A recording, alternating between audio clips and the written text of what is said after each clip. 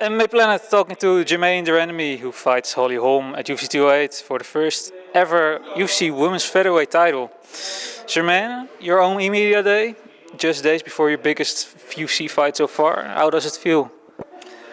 Busy, mostly busy. I feel great. I'm in great spirit. I'm in shape. I'm ready to go. So if you ask me, we could fight today, but unfortunately we have to wait till February 11th. But it's good. You know, this is all part of it, and we have to do these things. But I'm really looking forward to jump on the plane next week and head to Brooklyn and meet the fans and put up a great show. How have the last few weeks been? Busy working, training, but like I said before, I'm in great spirit. I feel stronger, faster than ever been before. I'm more motivated. I'm in the right spot. I'm right where I want to be. The call came unexpectedly, but more than welcome. It was a great Christmas present, and I'm gonna make the best out of it. Because I don't think a lot of people know you still work full time. How do you combine those things? That's a good question. I ask myself that question all the time. When I'm late night, when I get home, when I'm in bed, after I took a hot shower and took a walk with my dog, I ask myself, how did today go? What did I do today? And, it's just going through the motions, don't think about it. I like working, and it keeps my mind off of fighting, because besides everything else, I'm still shamana, Fighting is something I love to do, but it's not just me. So I love doing it. It was very busy, but I have great support from my work, my bosses, and they gave me time off. So this week I have whole week off, and next week I have some days off too. So I'm ready to go. If you look at the placement of your last fights, you had 4 fights in UFC. Your last one in Rotterdam was on the main card of a fight night card, and now all of a sudden you're on the main event of a pay-per-view in New York. How does it feel knowing you're going to be alongside the big names and you're going to be the one fighting for a belt? It's unrealistic at some points, but I don't think I should attach too many emotions to it. The only hard part of everything is I'm the main event. And everybody thinks, oh, that's great. Yeah, it's great. If you want, it's great to be the main event, and I'm honored to be the main event. But if I was the first fight of the night, I would be so happy too. I like to go in, have fun, and get out. But, now I'm the main event. It's an honor. It's the second event in New York. I mean, how many, you couldn't wish for anything more than to be to fight on the second event in New York. And I'm fighting among one of the greatest fighters ever. People compared me in the past with Anderson Silva, and now I get to fight with him on the same card. So that's amazing. I'm assuming this build-up has been different than the last few times. How much different has it been? Well, to be honest, there has not been a lot of difference this time. There's more media attention right now, but besides all that, I'm just me, and I will always stay me. If I win the belt or, if I don't, I will always be Germaine. When they offered you the title fight, consider the things you've been through with injuries and not getting the fights you want. What went through your head at the moment when you heard they offered you a title fight? Let's do this. I mean, if somebody calls you and they ask you, do you want to fight for the UFC belt and make history? There's not a question in your mind. It's not that you're going to say, well, nah, I don't think so. Yeah, you're going to fight. I even said it to my coaches, even if I break my hand, we won't tell anybody. I'm still going to fight. I mean, I get the opportunity to make history. I'm going to make history, no matter the outcome of the fight.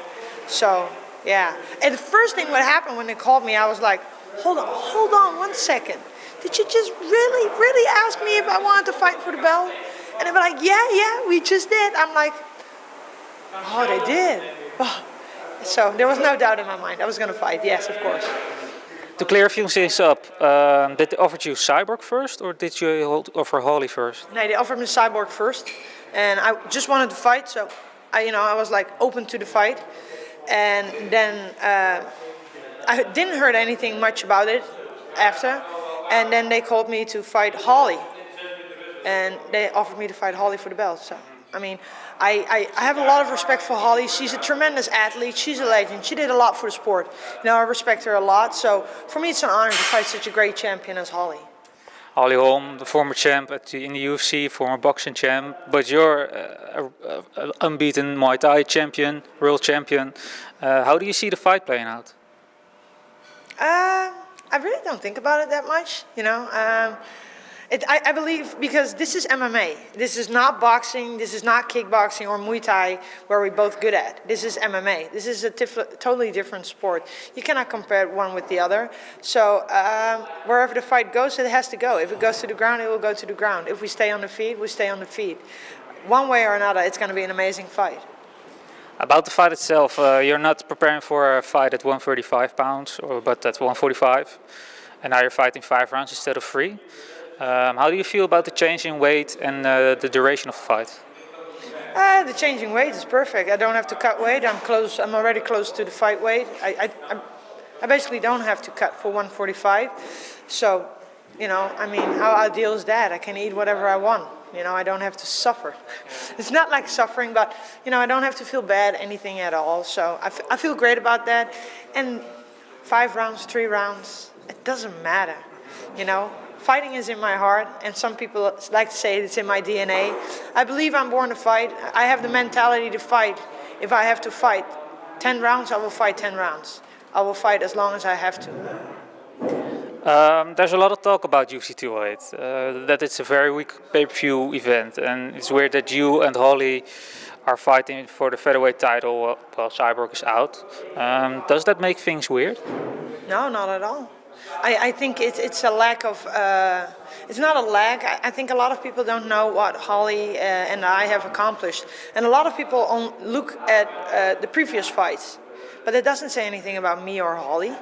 I mean, if you look at my credentials, if you would really look deep into them, you know, you would probably know more about me. Those 4 UFC fights doesn't, you know, it doesn't say a lot about me as a fighter. And the last time, I think it was Canada, when Anthony Pettis fought, what's his name? Max Holloway. Everybody was complaining about that card. That card goes in the books as one of the greatest pay-per-view cards. Every fight was exciting. I can promise you that, February 11th. If you don't want to watch it, no problem. But you are the one that's going to regret it, because it's going to be an amazing fight. And it's going to be an amazing card, because each and every athlete on that card, you know, brings a fight. And we all love the same thing. We bring an amazing fight, and that's the most important thing. If you love fighting, you should tune in, February 11th. If you look at the current landscape at 145 for women, there's of course Cyborg, who's currently out, and I don't know if you followed it, but Megan Anderson won the interim Invicta featherweight title. And also called for a fight with you or Holly, depending on who wins. Do you think there's enough talent for this weight class to stay alive? I believe so. I believe so. And I believe also there's a lot of girls at 135 that can go up, go up to 145, have an easier time. But there are also girls at 135 that can drop down to 125 and have an easier time. You know, I can drop easily back to 135. I mean, I believe there's also a lot of fights still left for me at 135, so I will definitely drop back to 135. But you know, it's how bad you want it. It's nothing else but that. So. Do you plan on staying at featherweight? I'm planning on going back down to 135. Too. All right, so that being said, let me ask you this is the last question. Will your next fight be at 145 or 135? Whatever the UFC wants me to. If I win the belt, they can decide wherever they want me to go. Amanda Nunes is the current champ. She's your former opponent. Do you want a rematch with her for the belt? It's funny because I've never talked about rematching anybody, but yeah. I want Amanda Nunes. Yeah, of course I want Amanda Nunes. But if I have to defend the belt first, I will defend the belt first. And if it's possible, I would love to defend the belt in my home country. And anybody that comes to my home country and wants to fight me here in my home country has a serious problem.